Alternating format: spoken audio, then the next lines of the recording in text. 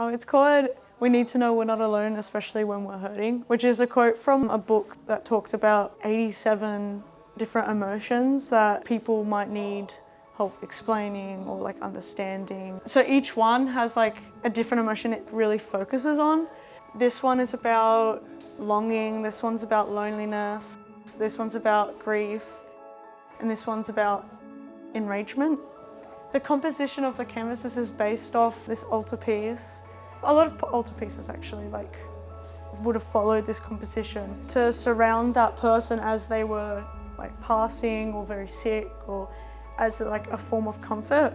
And that's how I wanted my artwork to be composed. I wanted it to comfort the person that's looking at it, that they're not alone in these like hard times, hard emotions. It's okay to feel like this.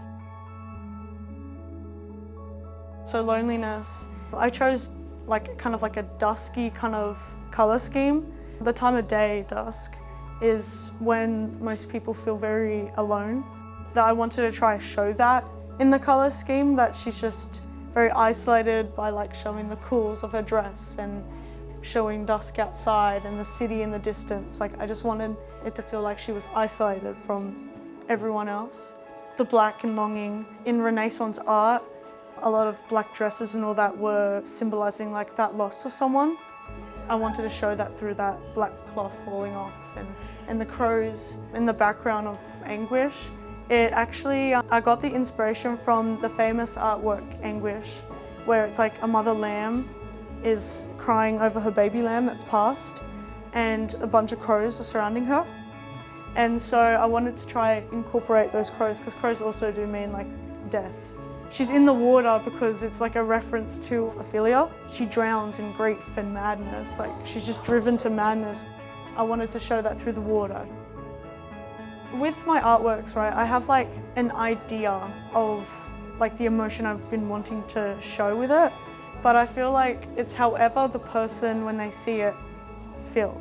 Like I think if they see this, I've said that it's longing, but if they take it as something else, this being that's reaching out to her could be someone she's lost and she's longing for him, or someone like a lover, a friend, a family member, like someone that just, she feels like she just doesn't have that grasp of anymore. In Enraged, I feel like I use a lot of color symbolism in that one as well, like with the red and the like angrier looking clouds. I had this kind of like idea with it that you normally don't see angels being like these angry beings. Like it's kind of like that twist on that because they're normally very angelic, you know, respected in that religious kind of artworks.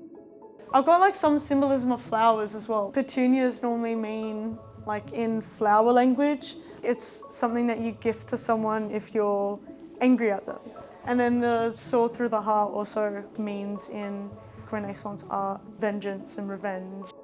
So I did a lot of sketches, re-sketches, and like re-analysing how could I make it better, how could I add more symbolism. Anguish, I sat down and I re-sketched this one like so many times, just trying to get like the emotion across, just the audience to be able to connect with it. Like we had like a portfolio we had to do, and I spent so much time doing that I just like didn't save enough time for painting. It's been a long time since like before this that I've done like an actual painting. It took a while for me to actually get back into painting. It was Bradfield that actually really got me back into painting. I just couldn't figure out like what I wanted to draw or like what I wanted to paint. And I feel like, yeah, when I came to Bradfield, I just saw so many new styles, so many new opportunities, like the mediums and all that, like of paint got me excited to want to try them out and all that.